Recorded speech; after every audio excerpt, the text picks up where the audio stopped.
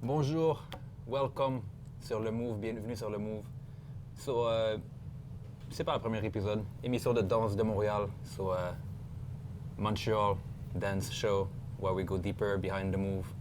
Speaking in English parce qu'on est à Montréal, il y a les deux langues, je pense que c'est important d'unir les deux. So, we can make it in English today because our guest is a legend, something else. I had to do my homework and I gave up on doing the homework, so I was like, there's no way I can figure all that things out. We're gonna ask him questions and figure it out for ourselves. So our show is about finding what's behind the move, what's behind the dancers. We're trying to have different background, different level of experience. And today we have someone who toured the world, performed in 30 plus countries. I seen your website, it was a pretty cool website. In front of 1 million people and more, crowd of more than 1 million people. He did Red Bull, like he did all the competition in the world. We're talking b-boys. We're gonna be in the b-boy world today, so break dancer, people that think that street dance is just break dance, no. But they kinda started it. They had a huge role to play. You did opening ceremonies for the Olympic twice. For the Olympics recently and then the Paralympics twice. Paralympics Yeah. in 2010s. We won't talk about all of that because like I could make a list, but it's not. I'm not good at that. It's I'm young in this game. So we have Lazylegz today. Cool. What's up, everyone? How's it going? What's up, bro? Legend How are in you? Montreal veteran. I'm very good. How are you? I'm good, man. Yeah, nice. Thank you for having me. You know what's cool? I'm not sure it's gonna be the first episode that drops, but the first meeting I had with the producer, my co-producer of the show, when we were ready to send the invites, I was walking outside on Place des Arts and I saw you outside. I was like, okay, signs of the universe, gotta be him. Yeah. And then we battled, I think, twice. Yeah.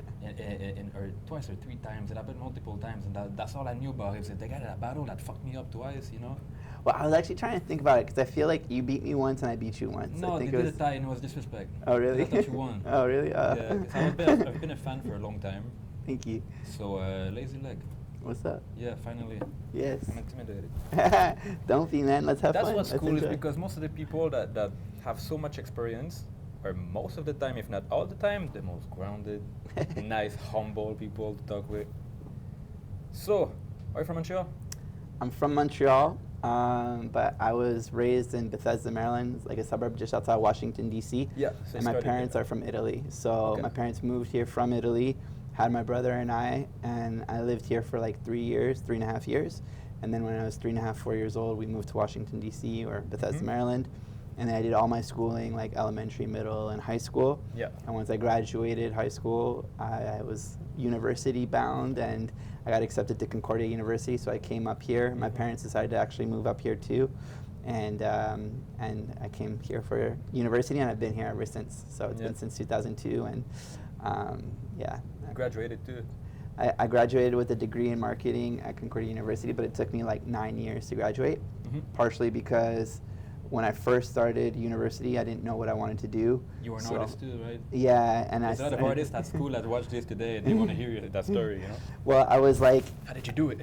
I started like, I think it was with like a degree in economics and like a master's in arts. Yeah. And I kind of just started like choosing different classes and I wasn't really knowing what I was choosing. I was really like going through the list. It's like, eeny, meeny, miny, mo. Okay, this one sounds Let's cool. try that. You know? Yeah. You know? And then there's one time I actually ended up taking a marketing class and it was just fun. And there was something about just the creativity of just trying to be able to put something out there and promote yourself. And I'm like, well, I'm doing this naturally with dance. Why don't I make this into a career? Yeah, because you were already a dancer. Well, I was starting to dance in the sense that I started dancing in Washington, D.C., but so I started in the year 2000, and in the year 2002, I broke my leg in my first battle. Was your first battle ever? I had done like a cameo in a battle like a couple months prior, but it was my first time like joining a crew. So like in Washington, D.C., there was this one crew at the time, they were called Fusion Force, and they were one of like the big name crews, and they were like the ones that had just won the previous battle. And they're like, yo, Lazylegz, we want you to do this battle with us, but we know we're gonna win with you. So like I go in with this huge like ego, I'm like, yes, I'm gonna win this battle. It was like $1,000 prize at the time, you know, you're 17 years old. It's like, holy shit, this is amazing. and I'm like warming up. I'm on the sides in the ciphers. I go into a move. I span too quickly. I slip and I broke my leg, and I didn't even get to battle that day. And so basically, like, it was just like the ambulance picked me up. I had an immediate surgery. Oh wow! Okay, ambulance and all that. Yeah, yeah. I ended up in a full body cast actually, because the way they like my fracture was a spiral fracture, so my left foot was completely upside down. And because of the way my bones are and like my condition, like I actually needed to go to a special hospital. Like, so you had a condition before, so you're born with your condition? Yeah. I don't want to spend too much time on that, but okay. Yeah, so for those that don't know, like I was born with a neuromuscular disorder called arthrogryposis. Yeah. So it's a condition that affects the bones, the joints, and the muscles in your body. And so I use crutches to walk on a daily basis. And my dance style incorporates the strength of my arms and my crutches as an extension of my arms. It did not stop you. I can tell you that. No, and I continue. Because of that, it was a very special injury because it had to be treated differently, basically. Yeah, so basically it took me to a general hospital. Yeah. They wanted to insert like metal rods, and like my body can't handle that, like at least my legs can't. So then I got transferred to another hospital, like the one that specializes for people with my disability. So I went to go see like my actual doctor, which was like 2 hours away. And this was in Washington, D.C. It never snows. That day there was like a freak snowstorm.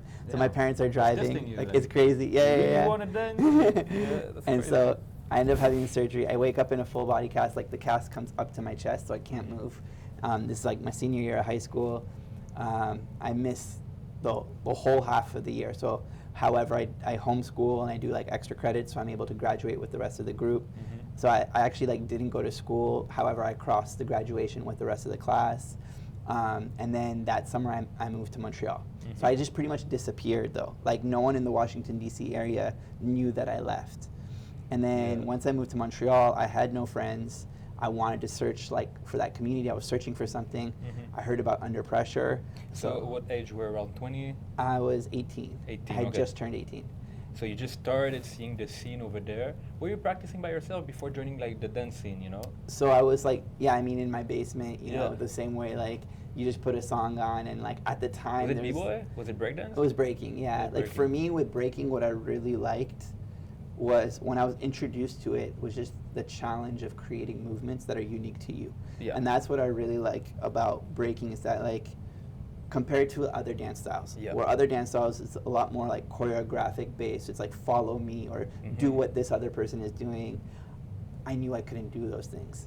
So I was always intimidated when I saw dance in general. But when my friend introduced me to breaking, he's like, well, no, you can do this. Look, you're already strong in your arms. You're doing this. So why don't you just try to spin with it? Why don't you just try to do this? It's like, okay, cool. And because naturally there were some moves I could do that were part of my vocabulary that just kind of like looked like movements. People were like, yo, this is dope. I'm like, okay, cool. And so they helped me work with it like within the community. And so I started developing this style, really just using the strength of my arms. And so for those that don't know how I dance, basically I have a very strong upper body and a very like little upper body, lower body. So like the way like I like to imagine it is like if you see like the caricature of like the muscle on the beach, like the big muscle guy and then just the little legs, that's kind of me. And essentially when I'm dancing, like usually my legs are floating and I'm just like throwing my body around in different positions, but with my legs always floating, and I incorporate my crutches as well too in the dance, and that's what separated you did that against me. It's cool because no excuse, right? You didn't care. It's like, oh, they don't care. Okay, I don't care. I don't want to care. I want to dance. They don't care over there. Let's go over there. That's cool. I didn't have a lot of. It's crazy because my first style ever was B-Boy. But it was not my style, but the first dance class that I took was with Vicious. Vicious, a nice veteran here in Montreal. You know, actually, Vicious was taking dance classes in the South Shore. And Crypto, who's a B-Boy from Montreal, was teaching that studio, and Vicious was one of their students. Crypto ended up getting a contract and asked me to replace that class, and so I was teaching Vicious and all of the Sweet Technique guys before they were Vicious and Sweet Technique. And now they repped us all over the world. So Yeah, you had your part to play at some point. You know? Yeah, so no, it's really cool. I'm so proud of Vicious. I'm so proud of everyone in Sweet Technique. You know, it's just really dope to see Montreal on the map in the international scenes. We're gonna talk about you a lot, but we're gonna talk about the breaking scene a lot because Yes, the street dance community, like the all-style battle, there's all the styles there, but I know not all the b-boys gonna come to the all-style event. And it's understandable. There's that same thing in all the styles, but I know the b-boy community is super huge in a way that I didn't witness fully. So that's a part of the city that I want to meet more. I want to know more about it. I always know the same ones. I know like 15 of them maximum. You know. Yeah. I know them, but I know there's like hundreds. I'm sure. Yes, or, you know. I guess it's enough, but you have your own events. They're kind of full, right? Yeah, I would Some say years that that the breaking community here in Montreal has gone through waves. It's gone roller coasters, right? Yeah. So, and I'd say that that's also with the evolution of breaking worldwide. Yeah.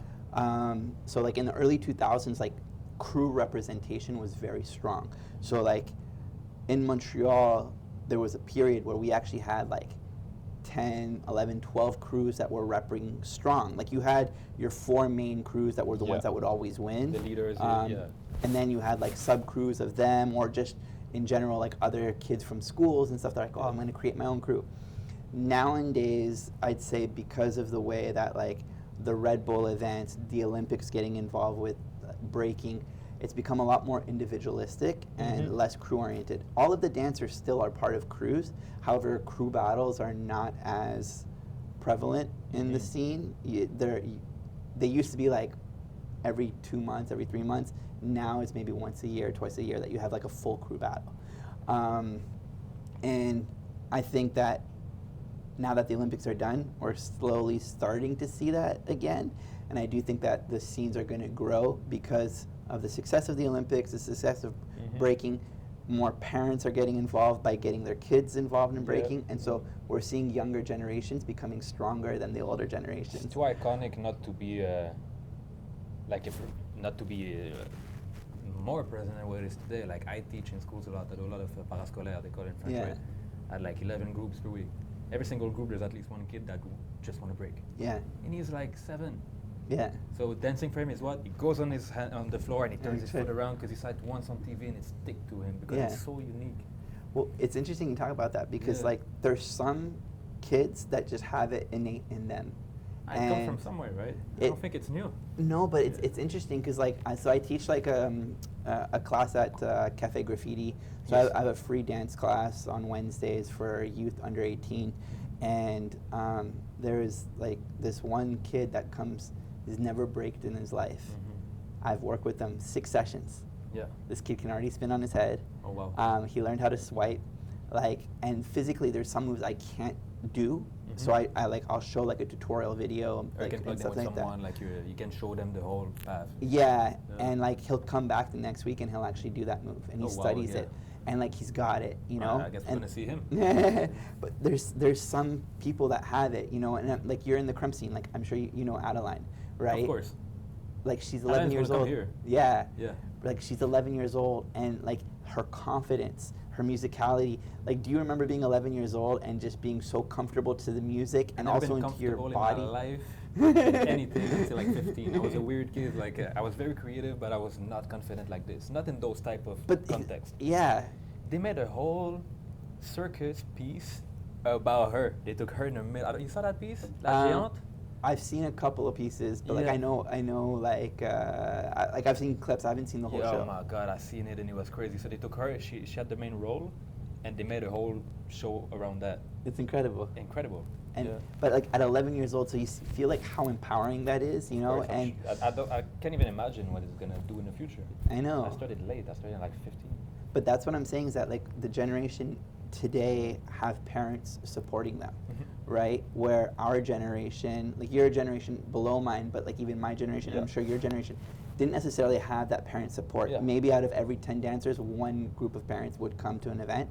Where here, you actually have more parents coming to an event than actual dancers. You know what I mean? Like, that's cool. And I think that that's something that's empowering the scene and helping, you know, back in our days, I would say, when we would dance, we kind of have to hide it from our parents. Yeah. You know what I mean? It's like, what are you doing? Nothing, studying, and then like you'd be putting on music. You know what I mean? Here it's like, don't worry about studying. Go and dance, go and practice. It started with us, but it was still not a career. And today, I bet they already, because it's at TV, it's on TVA now, like one of the main Québécois TV platform for those might be international. This is interview or something, you know. So it changed very fast. It's cool to see that. Yeah. They see me as some young see me as a veteran. I'm like, guys, I'm also new to this. Yeah. Y'all opened a lot of doors for us, and now all the doors are open for everybody. Like, they have access to the knowledge. They have parents that are b-boy, because it was when it started to really boom was early 2000, you would say, or here at least. So, you know, I mean, that's when you were here. There was waves. There was Right. waves. Yeah. So like I'd say like you had a pocket where it was booming like in the 80s. Yeah. Because you had New Energy, which was like BKC's crew. There was a crew even just before that, Tactical Crew. And they were very like prevalent, like, you know, music produced, and they were like, okay, so anytime there was a game events, like this. there was something activities. I don't even know. I didn't know all of that. And then like in the mid to late 90s, it kind of died, and then it started kind of picking up again in the early 2000s. Early 2000s up until now, I would say. And even within these last 20 years, it's done this, right? And I think that now it's just dance in general. Although we have our different styles, so like, for example, like you have your style, I have my style. At the end of the day, now it's a lot more acceptable for our styles to merge and like to create shows together. Where like 20 years ago, you wouldn't necessarily see a breaking crew on a theater stage at Place des Arts doing contemporary break, right? And now it's like, okay, well, if you want to make a career out of it, how can you open yourself up to all different dance styles and open yourself up to just creative movements? And you know what I'm saying, in that aspect of things. And that's what I would say would separate like your b-boy to your artist in that aspect of things. Yeah, that's why we often have some conversation about that, about the fact, the identity of like, I'm a dancer, but I'm a b-boy, I'm a crumper. When you do a style, a lot of people, yeah, but I just want to dance. Yeah, but the style will give you a structure that will give you more freedom than you think. But then a lot of people can lose themselves in that a lot, me included. It happened a bunch of times. Like, who am I as a dancer beside those styles? It's this, I do crump, I do brock up. They're both my main style. And so I was like, you know what? I don't give a fuck. When I'm there, I do crump. When I'm there, I do brock up. And if I want to mix it at home, I do it. And now, like you say, it's way more, because people had idea. They did a show with b-boy mixing with ballet, and it was so great that gave ideas to others. I think the ideas we have are not for us. Yeah. So when we execute on them, it just developed into more ideas, more stuff. It's probably why today we see all these things. Well, if you talk about like, if we're talking about like historically Montreal's like path, right? Rubber Band Dance was one of the first like theatrical breaking crews, right? Like where they mixed modern dance and hip hop and breaking, and like they fused it into one, you know. And they were one of the first touring companies from around the world. I mean, there was other companies too, like, don't get me wrong, like there was a company in LA doing it as well too. There was also the Groovaloos that were doing more Broadway style, like introducing breaking, but they did it in the theater platform. So you just said it was one of the first that toured the world? Rubber Band Dance. And they were from here? Yeah. So Montreal had a huge part to play. Montreal had a lot to do it. You know, and please, like, I'm saying this from what I've heard. Yeah. I'm sure there's other people. Like, if you think about historically, the UK is very strong in hip hop theater dance. So you've got like Breaking Convention, John ZD, who's helped curate, and he was part of a lot of that. So I would say I don't know the exact time and era, because maybe before Rubber Band Dance there were a couple others. Yeah. But I would say that Rubber Band Dance was one that really toured the world. They played their part for sure. And they've done, you know, and they've been 20 years in the game, and to this day they're still active. I think today it's cool because we have so much access to knowledge now, where we can find out what they used to do. Who's the first one over there? Oh, it was before us. Oh, it was after. Oh, they knew each other, and so now we can like unite the world a little bit more. Yeah. Towards those passions that, for example, crump is a good example I can give because I know about it a little bit. One DVD got out of Rise, and it was one of the things that started the communities around the world. It was most of the time you're gonna hear that it's because of they saw Rise, the documentary. Yeah. It started the community there in Russia. It started it in Japan. It started in Canada. It started everywhere at the same time. Boom. Yeah. You know. Blew up. But then here you could know the history here and in the States, but you don't know the history in Japan. Yeah. But today we can travel. We can see Instagram. I can see who's their OG right away. So we can connect communities more. I think it's pretty cool. No, and every community has their own history. Oh, yeah. And there was like about 10, 15 years ago, there was like a debate on the internet about how it's a positive and negative in terms of the internet is saturating dance, where you no longer have your, I'd say like national identity, where like you could watch like a Russian dancer, like a b-boy or a crumper, and you could tell that dancer came from Russia. The same way like a Canadian or a New York dancer or a LA dancer, like you would know, you can still see it. However, the internet has like opened up the doors where there could be a dancer in Montreal watching a video of a New York b-boy being like, okay, well, I'm going to represent New York when I'm dancing. He doesn't learn from here, he's actually learning from there. Yeah. So like I did with Brock because it was not here, so I was literally learning from over there. Yeah. When some guys used to do it in Little Burgundy long time ago, I have no idea because I was in the northeast of the city. Yeah. So I learned from it from outside instead of learning it from my own city. But like, imagine like maybe your style would be a little bit different. I'm sure. If you had learned it from Little Burgundy, right? Like, and so that's part of the conversation, is that now that dance, you know, like Japanese b-boys have a certain type of, and breakers, not just b-boys, but breakers in general have a certain type of personality when they dance. But that personality now is becoming like transferred to, you know, other dancers maybe in Europe. And I'm just saying this as an example. Yeah, there's pros and cons for sure, but it's inevitable. Like we see that huge wave of. It's up to now education, you know, because I'm sure there's values that we can like I have a lot of students like because of TikTok now, right? Yeah. It's nice to see millions of people around the world dancing on the same track, doing the same movements. Spiritually, I really believe it do connect people together, but then they think that's all what dance is, and it stopped them from going to see the rest because they don't see it on TikTok. I say, yeah, but you will learn a lot more there.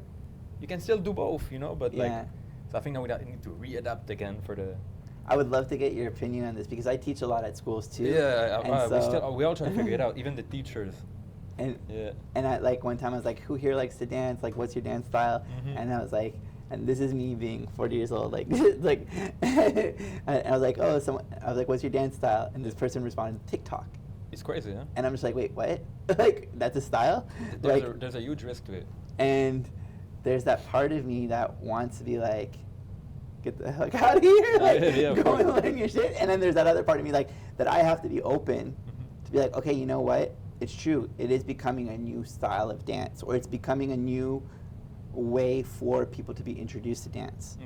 And there's the positive thing to it is that maybe that one introvert kid who would be at your parascolaire, for example, or mine, who might not participate, who might be like shelving themselves, but then will go home and take what they learned and then maybe feel more comfortable doing it in front of the camera. So we also have to be open to that, you know? And I'm still having like this fight in time. Is like, I'm against it, but I'm also for it, you know? I think there's that. If we put, I like to say in my street dance mentality, if we put more real shit out there, it'll be more real shits out there. But anyway, it's there. Like as far as it doesn't erase some cultures so much, you know, because for example, they're gonna do some Amapiano styles from South Africa that's bumping right now. It's all over the place, and it's I love it because it kind of mix a lot of the traditions, because people there, they grew up with their traditions a lot, with modern day musical instruments like the mixers and all that, and they mix the old drum patterns with the mixers, so it's like a perfect mix of the ancient and the new. But then the dance move got so popularized with TikTok that some people, it's TikTok dance. No, it's a whole style. It comes from somewhere. Right, coach? Already we thought we created stuff in the 80s and hip-hop, and some people in Africa have been doing the same thing, right? So we never really create things, but the culture is still worth it I think more and more they're going to watch those things too. They're going to go check. Like, if you do TikTok dance, it's good. But go learn about those styles because you will get better. You will learn more stuff.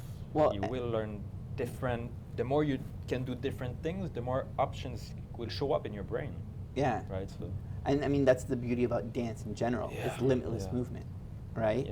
At the end of the day, dancing with your eyebrows is dance, right? Sneezing is a dance. Like at the end of the day, like you can interpret that, and if there's an intention behind it, it's a movement. Of course. Right? And I think that that's one of the things that there's a misconception that people think that dance has to be a choreography or it has to be a move. But to me, it's about an expression of self.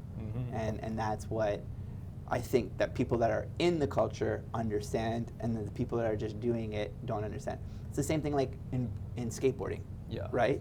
Like you have your posers and you've got your skaters, right? Like the people that dress the part, that will buy a skateboard and will kind of ride it, but they're just not knowing what they're doing.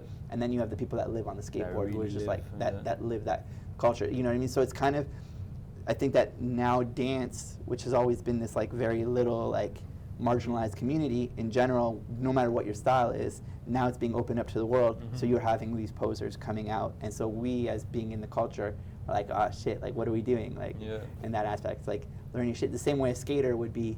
Like studio dancers and street dancers doing street dances like hip hop and b-boy in studios, but then the street dancers that were not in the studio were like, they don't do shit. Exactly. But like then you can't deny that the culture is just bigger. The reality, or the maybe not the culture, but culture is not something that's firm. It evolves with what's happening, right? Change every day. But I think that like your intention, right? I think that if we keep an open mind, we can all learn off of each other. For sure. And that's what's like the most important thing. And I think that that's where maybe our egos get involved about wanting to protect. But in reality, it's like, hey, like we can evolve our dance if we learn from these people, and they can evolve their dance if we teach them our ways too. You know what I'm saying? And that's something that I think that we're starting to learn how to do more and more. Where I think that maybe 10, 15 years ago, it was a lot more closed-minded, you know. We're really going to need a 3-hour interview, that's for sure. We're barely started your whole journey as a dancer yourself. Okay, so that was beautiful. I'm going to do more of that. So now you show up in Montreal after your injury. Oh shit, yeah. Over there, okay. And that's the toughest part of this job, is to keep it in the time, you know. Because you did so much. We're going to fly right through everything, you know. So when did you discover the dancing here? Did you decide to restart and you were looking for it, or it just happened by itself? So after I moved here, I was scared to start dancing again, because I was like, I don't want to break my leg again. My parents were really pissed at me too. So I underwent 16 surgeries growing up from a very young age to help correct my body and all that type of stuff. And I was always walking on crutches, but it was just like we were going through this like, let's try to see if we can get him to learn to walk, or at least get him as far as possible. And me breaking my leg was taking those like 10 steps backwards and having to restart everything again. And so my parents were like, if you break your body again, like we're not going to help you. Like that was like the attitude of my parents. And my parents are old school Italian. They're not afraid to like express themselves, you know, and all of that. And when I moved here, I was searching for friends. I was searching for something. I found out about a competition called Under Pressure. It's a Shout big, out Under Pressure, it's a big graffiti convention here in Montreal, and they had a breaking competition, and I showed up. I had never danced before. From the day that I broke my leg, I just decided to sign up. I went in. I made it to the top 4, and ever since then, pretty much the doors kind of started opening for me to learn more about the community in Montreal. And at the time, there was practices at Rosemont College, there was practices at Dawson College, and at the YMCA. And so every single day, I was just like on the hunt for different practices, and I was meeting the different crews. So Area 51, Tactical Crew, Red Mask, Illmatic Styles. And I just kind of like, I was a solo b-boy in Montreal for the first 2 years. And then in 2004, one of the dancers that I was like hanging out with a lot, his name was Logo. And we would practice a lot together. We were doing street shows, and we were just like having fun and all that type of stuff.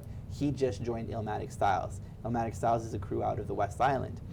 And I was like, you know, these guys are like the boy band of breaking. Like they were all good-looking guys. They were getting girls every single weekend. I was like, I want to join this crew. I want to party with them. And I was like, I want to have that like rock star lifestyle. That was like, because at the time they were like the rock stars of breaking. Like you had Red Mask and Tactical, which were the stronger technical dancers, but they were more like that public, like, you know, like the public image, like, you know. And so I was like, cool, I want to, like, Logo was taking me to their practices, and I was chilling and I was vibing with Illmatic Styles. And they had me, they put me down into their crew in 2004. And then in 2004, some of the dancers from Illmatic kind of started to stop dancing, or slowly like were just like showing less interest. And it was in 2005 or 2006 that we had an opportunity to go to Chicago for City versus City, which is like a big breaking battle at the time where it was just like citywide battles from anywhere in North America. And I decided to create Team Montreal. And I went to like every crew. At the time, the four main crews was Illmatic, Red Mask, Tactical, and Flow Rock. And I was like, hey, I want 2 to 3 members from each of your crews. That's massive. We're going to create just the Team guts Montreal. to do that is massive because it was probably some other drama, like we like them, but a bit. Oh, but I'll tell you that there was drama even within the crew. I can imagine already, like, that was a huge move. It was cool. It was cool. And at the time, I was a student at Concordia, and I had access. Like, I had created the Concordia Breakdance Club, and they gave me access for free space. And they're like, come whenever you want to practice. So I would bring those guys to the 7th floor, and we would practice there. And we had, so at the time, the members of the crew was Octofoot, Rocket, and Dingo from Red Mask. We had Skywalker and Speedy from Tactical. Myself, Flakes, and myself, Flakes quit. So myself, Shook, City from Illmatic, and then we had asked Flow Rock, but they were like, nah, we're not going to vibe with you guys. Yeah, there's always that. So like, maybe later they're like, shit, we should have done that. Well, Zig wanted to, and then he was like, I can't. Like that. And politics. So, and then actually Fluid ended up joining with us last minute because his mom worked for Air Canada, so he just kind of flew to with us. Oh yeah, we also had Azian and Prototype from Area 51. I know Prototype, yeah. So Azian, and so we actually organized a fundraiser. There was a club called Tokyo. I don't know if it's still around on Saint Laurent. I mean, it's still known, yeah. Yeah, so like we had done a fundraiser. We raised over $3,000. We rented 2 vans. We got our hotel, and we drove down to Chicago. We made top 8. We lost to Texas. Is Tokyo still open? I don't know. So they had the breakdance in the Tokyo? Well, so Octo and Dingo and Rocket used to do a lot of stuff with the promoters of Tokyo. Okay, that's cool. And so we had access to that. And basically the guys like, I'll give you guys full, you guys can keep the door as long as you can guarantee like $2,000 worth of sales of alcohol. And we're like, yeah, no problem. Like, we have a lot of drinkers in our crew. Like, we can party. We're not going to go there, but I know you boys can get down. So it was a B-boy event, but you were doing it there. Yeah, I mean, it was just a party. Okay, it was called the Throwdown. We invited the whole community, and we raised over $3,000 that day. We drove to Chicago. Nice. We did really well, and then Illmatic and Red Mask, like we actually like bonded. Out of everyone in that whole crew, in the Team Montreal, like Illmatic and Red Mask, like we actually became close friends. And so after that trip, we actually fused and we created Illmask. So the strongest members of Illmatic that were still dancing and the strongest members of Red Mask that were still dancing were like, look, we don't have enough to do a full crew just as Illmatic or enough as a full crew just to do Red Mask. Let's do Illmask. And so since that day, it was in 2005, Illmask was created. And so now like in Montreal, I rep Illmask. So that came from 2 crews, came from Unity. That's cool. Yeah. Yeah. Okay. Did you do good over there? Did y'all rep Montreal good? We did well, yeah. Like we made top 8. We lost to Texas. At the time, the crew that we battled in Texas, like they had some of the strongest power heads, and so like for us, it was cool because like we got to go up against them, and it was just like you watch their videos online or you hear about them. And so then you get there with them, Yeah, so that was fun, and I think the organizers were happy to see a Canadian crew out there in the U.S. Jam, like because at the time, you didn't have too many Canadians going to events. You had a couple dancers, like so there's in Toronto you had a couple dancers that were like making the name for themselves internationally at the time. But as a crew? Yeah, and Montreal wasn't really known internationally at the time. Okay. So that's nice. So y'all put it in the map a little bit. A little bit, yeah. You played your part for sure. Yeah. Okay, so after that, so Il Mask was born. Yeah. And that's 2004? 2005, yeah. Okay. Damn. Yeah. When did Ill Abilities came? So I created Ill Abilities in 2007. Okay, just after, not long after that. Yeah, and so essentially... That's known now. Ill Abilities is probably like the most known of your accomplishment today, Yeah. For a lot of people that don't know you, if I ask, is oh, they did that. If I check on Google, I'll find out pretty fast. Yeah, I mean, I would say that today Ill Abilities has their mark in the books for breaking. Like, Ill Abilities has the same weight, or similar, not the same, but equivalent weight to like a Rocksteady crew or like Renegade's crew One in of the the sense most of like. legendary crews in the world. Because of their uniqueness, they're going to be remembered because they represented something. I think so, yeah. Can you explain what it is for those who don't know? What's Ill Abilities? So Ill Abilities is an international super crew or all-star team of some of the best b-boys or breakers that all have different disabilities. Yeah. And Ill Abilities is really a play on words. So in hip-hop, ill, which literally means sick, means amazing and incredible. So it's about amazing and incredible abilities. And in the crew, each dancer in the crew is like a legend within their own scene, you know. Yeah. At the time when I first started Ill Abilities, we were 4 dancers. So we have Cujo from Los Angeles. And so for anyone that knows about breaking, Cujo was a dancer who helped innovate a lot of the movements. So he was back in the mid to late 90s when breaking wasn't like super known, but it started getting back onto known. He was one of those dancers that actually helped create like the openness of dancing in your own way, in a unique way. And he's actually deaf. He can't hear the music. So he would compensate his style, because he had like a bad dance style, but he had crazy moves. And so at the time... I was about to say, is musicality good? Because I know there's more than what we see or hear with music. Some people, the vibration by themselves, they can follow, so I don't know. So if he's in a venue where he can feel the vibrations, he feels them, no problem.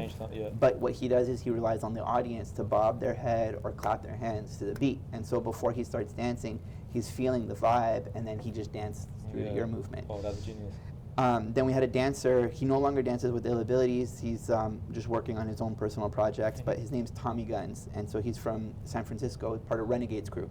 And Tommy Guns had just lost his leg to cancer, but literally the day that he lost his leg, he jumped out of his hospital bed and he was like doing like a freeze, you know, like there's a picture of him that like of doing a freeze. You realized it was lighter now. Yeah. Well, you know what's incredible is that because he was dancing before losing his legs, and then he comes from Renegade's crew, which is like historically like the West Coast. It's the Rocksteady of the West Coast. And he he was taught foundation from a very young age, and when you watch him dance with one leg, it actually looks as if he had his 2 legs. There's this like invisible leg. It's really incredible.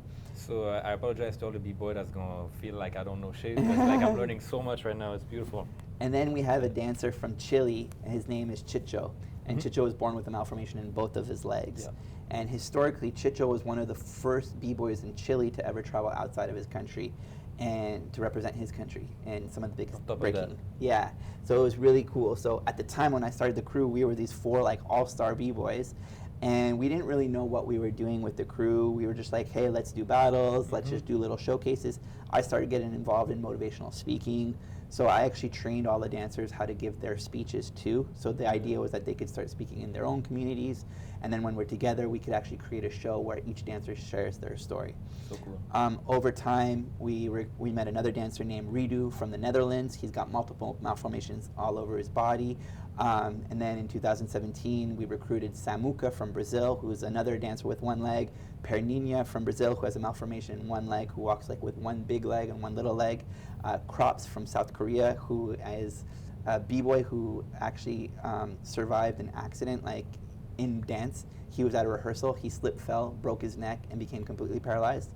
If you ever saw the movie Kill Bill, he was that like Uma Thurman, like trying to wiggle her toe. Like Crops was in that situation for about 3 years, and then he got up and started learning to walk again. Like it took him a very long time. A lot to talk, a lot to say, but he lived a lot. Like. Yeah, and then most recently, that's crazy. We recruited. I'm sure you know Bboy Junior from France. Yeah, of course, I'm a big fan. Junior is part of the first b-boy. One of the first international dancers that I became a fan of. They were b-boys, even though I was not doing b-boy anymore, because I tried. It was not really for me. Yeah. But I was a big fan of. Nagin, yeah. Nagin, because I was impressed with all the flips and all that. And then Junior, because he came to Montreal at some point.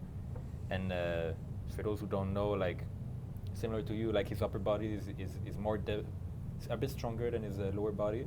And he used it so much, he can float in a way that you didn't know was possible. Yeah. He all defy gravity, you know? And yeah, and literally. For us, like, to have him in the crew, I mean, anyone that just types in breakdance, like, his video is the first that will just appear, it's right? Huge, and not surprised. He joined the crew in 2022. Yeah. And then most recently we got Jean Suk, who's with Cirque du Soleil Love, who is also an amputee and he uses crutches, but he has these crazy styles.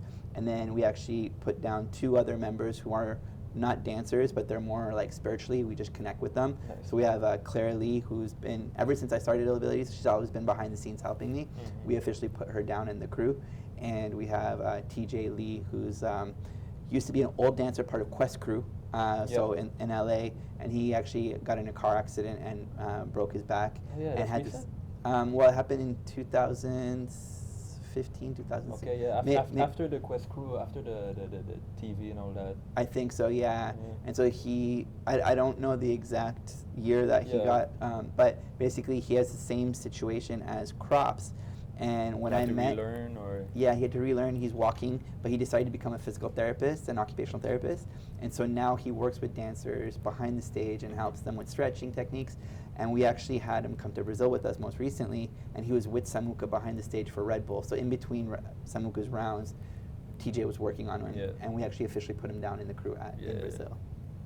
That's crazy. So when y'all get down, like the vibration of the room change, because there's a lot of legends at once, you know, a lot of experience, because everybody got experience already. Yeah, well, crazy. That's the thing, you know, like everyone has their own unique style. Everyone's made their own name. You know what I mean? Like everybody's independent. There's not like a coach, right? No. Except maybe when you do a performance, but most of the time. But you know, we all just learn off of each other, and like at the end of the day, even though I started the crew and I'm considered the leader, like we all pitch in different ways. Everyone has their own unique strengths. So when it comes to battling, someone will throw in an idea. It's like, you know what, if it feels good, let's just do it. You know, it's not like let's wait to listen to what this person says. It's like, okay, let's go in the moment. Let's all work with each other and everything. And it's like it's generally a crew. There's a company vibe to it because we do tour and like, you know, like we do charge for our shows and all that type of stuff. But at the end of the day, it's more a brotherhood, you know. Yeah, of course. But they always gonna be that when you do something professionally. There's other stuff, but the real brotherhood, it shouldn't affect nothing. So that's and everybody already had a professional experience, I bet. So you're a family man too. I am. How many kids you got? 2 young daughters. I have right now, like as we're filming, like my daughter Aura, she's 9 years old, and my youngest daughter Luna is 4 years old. Yeah. So did they travel with you? When they can, yeah. So pre-pandemic. Because you travel a lot, I bet. Yeah. We barely spoke about the hundreds of battles you probably did, the dozens of countries you visited. But yeah, so you bring them around. When I can, so if it makes sense, you know. So pre-pandemic, Aura was traveling more with us. She was like, it was easier to travel. Luna, since the pandemic, it was harder to travel. But I was able to take the kids to a tour in Germany with me, and then we went to Italy. I had some gigs there, and so when it's something that's like, I can stay in one place for like more than 5 days, then I try to bring my family if it makes sense. But often with this type of lifestyle, it's like you're going to travel to one location, you do your gig, and then you have to travel like late night or early morning to another location, of course, do a gig, and so it's really not worth it. Not always made for that. No, when you have a 4-year-old kid who's like needs a routine lifestyle and a 9-year-old who needs a routine lifestyle, it's not very sustainable for them, and it's not good for me either. I need my rest too, and then I'm worrying about them at the same time. So. Do they know you're a legend? I don't know. I mean, because like you're probably their hero because you're the dad, but like, do they know, like who you are? You know, do they know the role, like, or how people see you when they travel with you, and you know?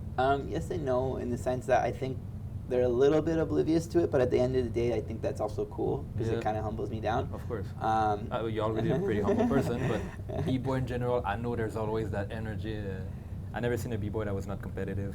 I'm sorry, I've just never seen it. Well, I mean, but that's part of it. It's beautiful, of of course it is. Yeah. That's why we do what we do. Well, yeah, we need that, right? In the sense that there is that, like, as much as when you're battling against another person, you're battling against yourself to just try to do better than you were yesterday, you know, in that aspect of things. But that motivation of that face-to-face is just like, okay, if it's an exchange of energy, you know. Even when you and I exchanged, you have a completely different style than I do, but you inspired me to move a certain way, or you gave me the idea, be like, okay, well, you're going to do this movement. Okay, I wasn't planning on doing it, but because you did this, I'm going to do that. Like, and that's. We say these things, but with you, I know how real you live that, because I felt it. Like, I was like, That's crazy, because normally people just do their thing in their style, but you were really watching me. I was like, wait, how does he like what I do? You know, because I was like still very insecure. I have a big past of insecurities, and then like today I don't really give a fuck. But when I started battling, because one of our first battle, it was early in my battle career, let's say that. Yeah. I barely have a battle career. I didn't do 100 battle, maybe 60, 70, but not 100. Yeah. And yeah, you were like so like, oh, that's so cool, bro. I was like, what? Yeah. Well. How? Because I'm a fan. I was like starstruck. Like how does he like finds it cool, you know? But so I agree with you, but like we felt it. That's really how you live. I think so, you know, and I think that, I mean, for me too, though, I also recognize that my style is different. Mm-hmm. So automatically, like, why would I come and like bring hate on? You know what I'm saying? Like compared to like two regular breakers, we'll say, they're like, rah, rah, rah, like that. I'm just like, well, you're not gonna be able to do what I can do, and I'm not gonna be able to do what you can do. So let's just have fun and let's make this an exchange. That's the way that I look at dance. We should always do that, yeah. And like just to give you an example, last week when we were in Brazil for Red Bull BC1, we battled. Like we made it to the top 4 as a crew, and this was also like what was really cool for that Crops. That was BC1, right? Yeah. So for Crops, it was his first time battling in 11 years from the day that he got in his accident, and like we got down, we made top 4, but the crew that we lost to was like Hong Ten and like all these like legends in like the Korean breaking world, the Korean and Japanese breaking world. They had a super crew. It's a martial art discipline they have. And like we went in and we did the exchange. Like we got smoked, but it was just pure joy. Yeah. And it wasn't like it was just but like y'all know each like, other, I bet, because y'all we've met each other. I mean, you mentioned that the breaking scene is big. It's not. It's worldwide. Yeah. But it's like it's a small community. At the end of the day, like if you are on the circuit, you see the same people every single weekend. You know what I mean? Those that travels all the time. Yeah. So that's crazy. So I want to talk about the Olympics a little bit. Yeah. Because it's a big event. There's some dancers watching. There's probably some non-dancers watching. Probably saw you on the Olympics. I saw him before, and they went to the TV a bunch of time in Quebec, right? Like you're not new to this. So how was it to perform in the first time it happened with the Olympics? Let's say in 2010. It was in 2010, so, right? Well, in 2010 it was the Vancouver Paralympic opening ceremonies, and that was just an incredible experience because at the time that was like the biggest show of my life.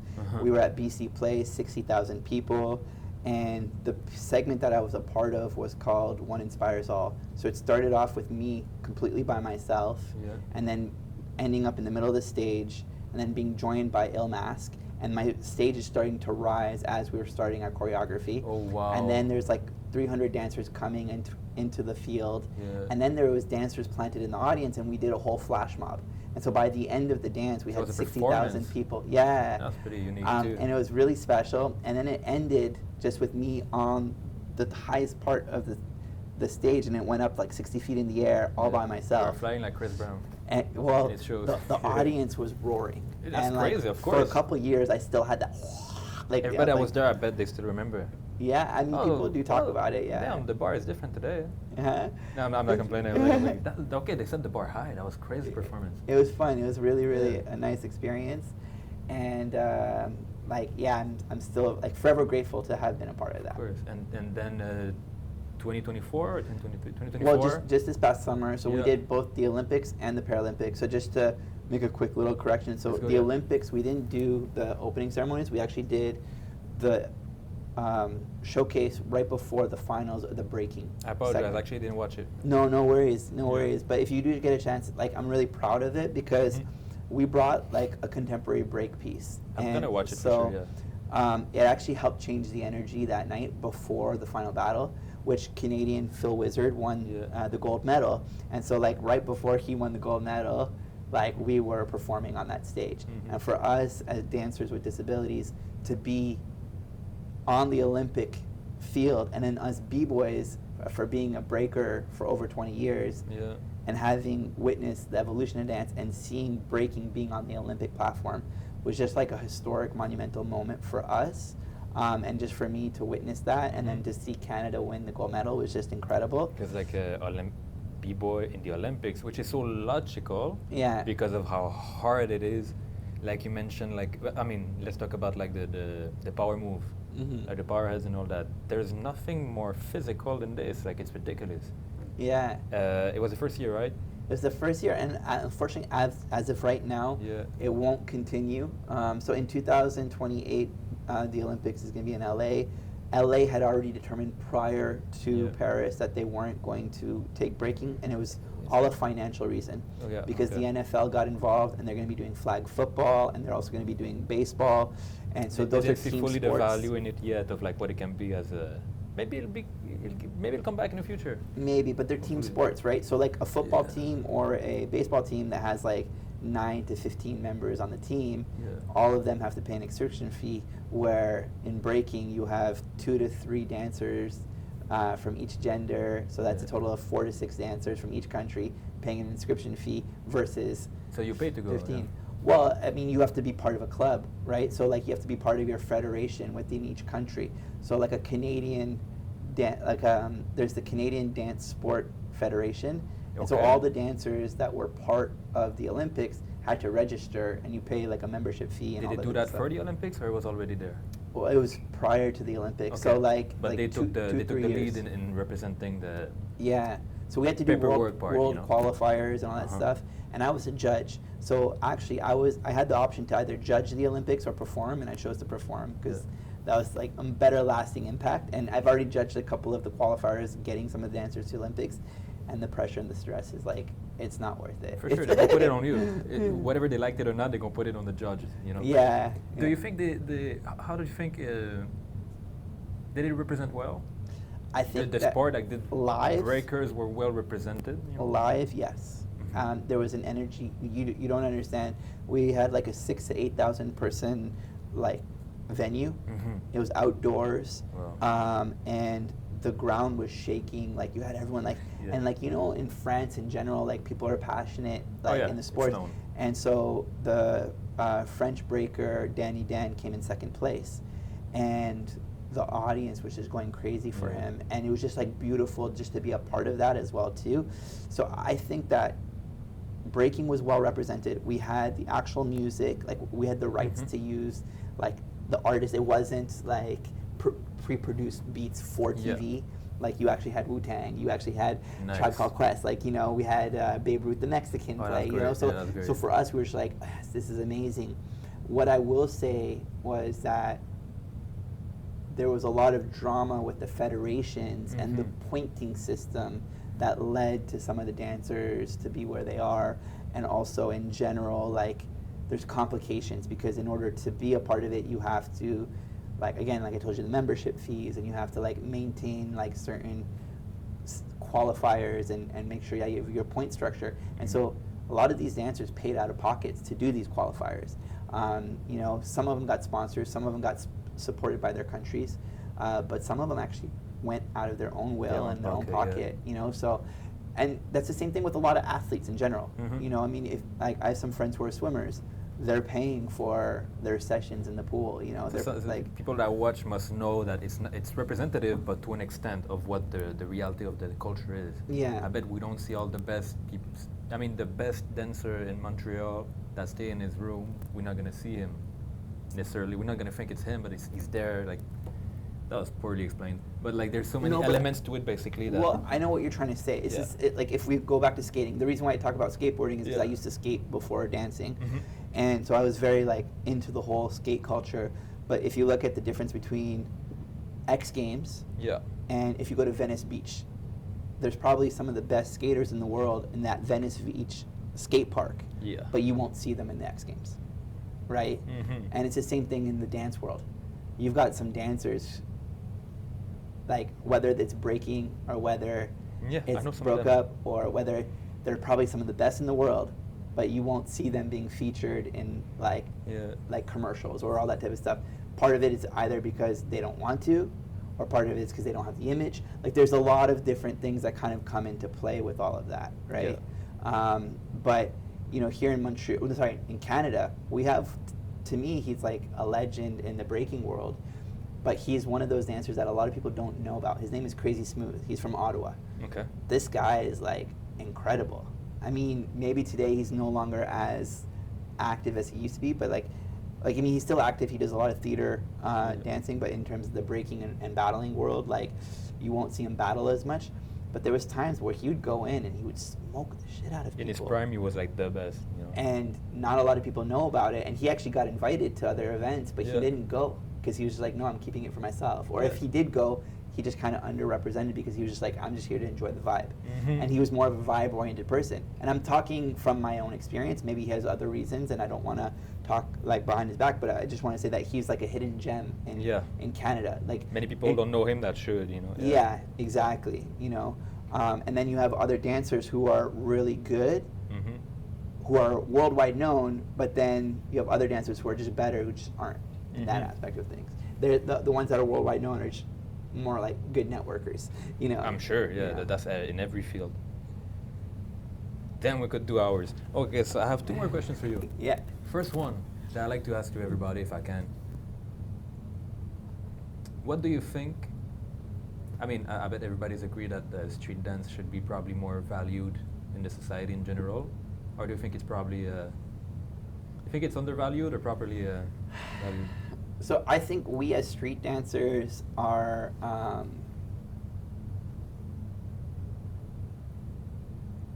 generous in the aspect of we will take the first offer when maybe our value is maybe higher than what it actually is. However, what I will say is that I also appreciate this underrepresentation / overrepresentation, like this kind of gray line that we're in, where it's like people think we're super cool, but yet we're still underground. Yeah. And there's that part of me that, you know, when breaking became part of the Olympics, I'm like, I'm happy. I'm proud to see breakers now actually making a living off battling. You know, there's dancers that have full-term like sponsorships that are paying a salary. And they can do just that. Like Nagin and all these guys that have been with Red Bull forever. But what I would say is that there's that part of me that's like, you know, now that we have these parents, which I'm, again, earlier on in the conversation, I was like, for it. There's also that part of me that's like, okay, well, by doing this, we're also creating rules and limitations because we're like, okay, now more kids are involved, so let's be careful with how we do certain things. Where like before we were a little bit more careless, which was a good thing and a bad thing, you know. There's, what I'm saying right now sounds a little bit contradicting, but what I'm trying to say is I like the fact that we have this like thing that's to us that I'm afraid that if we open it up way too much to the world, that we're going to lose that essence. But that's maybe also I'm being a bit paranoid. I think it's human, it's natural, like cultures did, you know. There's a traditional, the indigenous cultures, that's why some of them are very alive today. Yes, there's colonization and all that, but some people kept some knowledge relatively protected for them to survive the time, and that's why there's some culture that's going to have the same teachings as 200,000 years ago. Yeah. So I think it's very human. We've been doing that forever. We find something great, our culture is great. I think as far as we don't overprotect it sometimes and it becomes blocked. But you talked about that, having the open mind is the only way we can actually share for real. Yeah. So it's a sensitive, you know what I mean? It's like, I think we should open it up and I think we should share, but I also think that we should make sure that it stays within the essence, and then I guess that we don't allow like too many outsiders take control on that aspect of things. You know, and I think that was one of the biggest fears with the Olympics. In all of that, it's like, okay, well, like right now there's a dance federation that is controlling the qualifiers. Yeah. Where are the breakers? Yeah, I know some of these dramas were wild, and like for example, Australia and all that. We heard a lot of drama on the web now. Let's not talk about that. But to come back to the point of that federation, some people that might not even know, they might not subscribe because they didn't even know it was there. Yeah. So like, but they should anyway. Okay. Damn, that's great. I have another question for you. Yeah. What's behind the move for you? Behind the move?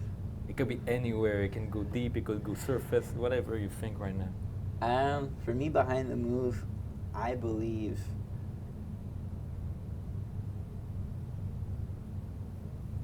is that it really is about maintaining this legacy. So a little bit like what you're doing right now with this podcast, trying to educate yourself and also your viewers and all of that, is making sure that there is a legacy that lives beyond us, you know. For me, in terms of my role as Lazylegz within the Montreal and the worldwide breaking scene, like I want to make sure that like when I'm no longer here that I'm still part of that history books. You know, I think that that's what helps drive me. You know, I believe that what we're doing with Ill Abilities, with the integrated dance classes that I work like here in Montreal, but a little bit all over worldwide, a little bit like what we're talking about Broke Up, how it's become like its own style because this one guy was just doing dance hall, but then started creating this one thing. Yeah. Well, and they made a style out of him, you know, almost. Yeah. And I believe that like what we're doing with Ill Abilities is that we're opening up that platform for people with disabilities, regardless of your type of disability. You know, he had a disability. Broke Up. That's why it was dancing. He was so different and so expressive and so full out. He had a disability. I'm not sure what it was. Again, it was a muscular thing, I think, or nervous. Yeah. And that's why it was so different in his style. But he, I'll send you more documentation. Yeah, about I definitely would love to learn. Yeah, of course. But I believe that that's what's behind the move is this idea of being able to say that, you know what, dance is for everyone. Yeah. And that to me To is leave a print, to leave something. Yeah. And I think that those that are intimidated, those that are listening that have never danced before, really dance is all about the slightest movement making the biggest difference. So it's not about being like, oh, I can't move, I'm too big, or I'm too short, I'm too whatever. It's like, you know what? If you like the music and you're bobbing your head, you're dancing. Yeah. Add that expression to it. How does it make you feel? That's what dance, and that's what's behind the move to me. No it's excuse, no limits. Exactly. Yeah. Talking about no excuse, no limits, I want to hook you up with a bracelet. For no real? excuses, no limits Oh bracelet. my God, So, I'll frame it. Yeah. So. Oh no, I'm gonna sleep with this. Yeah. Thank you so much. No worries, bro. Yeah, Something else we didn't talk about Yeah. a lot, but like that you would like to add, or we'll do a part 2 at some point. For but sure, yeah. Something that you have going on that you think people should know. Or So if this episode's coming out before June 5th to the 7th, yeah, well, Ill Abilities is coming to Montreal. We're organizing No Limits, which is it's going to be a free all ages event, and we have a breaking category called the No Limits Concept Battle, where we challenge dancers to dance like us. So Yeah. dancers who don't have a disability will spin a wheel, and at random they're going to be given a pair of crutches, a wheelchair, a blindfold, deaf, a weight pack, and they That's have to wild, compete. yeah. And it's total Yeah. freestyle, and it's beautiful. So I'd like to invite everyone. It's going to be at La Maison de la Culture in Hochelaga Maisonneuve, June 5th to the 7th. I'll send you more info. oh yeah, we'll be there for sure. Yeah. And like you don't have to be B-boy to go. Like No, it's just open. to see that, just like people that just followed with the episode, like we're talking about some legends from around the world all here together. We gotta see that. We gotta be there. Amazing. Where can people follow you? Just go at Bboy Lazylegz on Instagram Yeah. or my website, lazylegs.com. Legs is with the Z, not an S, so LAZYLEGZ. You'll find him. .com. You'll find him Yeah. pretty easily. Yeah. Thank you so much for coming. My pleasure. Thank you It so was- much. It was bro. amazing. Yeah, It was a keep good it up. vibe. Yes. It's always great. Every time we talk, it's like natural, and like, you know what? And it was the first. You couldn't come before. If not, you would have been the first episode. Oh, You were okay. the first guy when I left with the first meeting for the show that I saw outside. I was like, well, we'll start with him. I was like, who should I invite? Yeah. I saw you. I was like, okay. Yeah. So Amazing. I'm happy that you came today. Yeah, I'm happy that we made it work. So. Yeah, and thank you for following the move. Merci pour suivre le move. We didn't speak about the English scene too, like some stuff, so many Français, stuff we could anglais, talk oui. about. But Prochaine émission, on va faire ça en français. C'est On bon? peut faire ça, Oui, let's on go. va faire un petit yeah, échange. c'est bon. Italians one day if I learn about it. Perfetto. Andiamo. Alright, so merci de suivre le move, merci de faire le move, merci de danser à la maison, merci de supporter vos danseurs. Il y a tout ça à Montréal. Ça c'est à Montréal. We have a lot in Montreal. You have legends next to you, taking the bus with you, eating with you. They live right next door. They put us on the map 15,000 times. You know? So let's unite each other. Let's talk about that. And yeah, thanks for moving. Peace.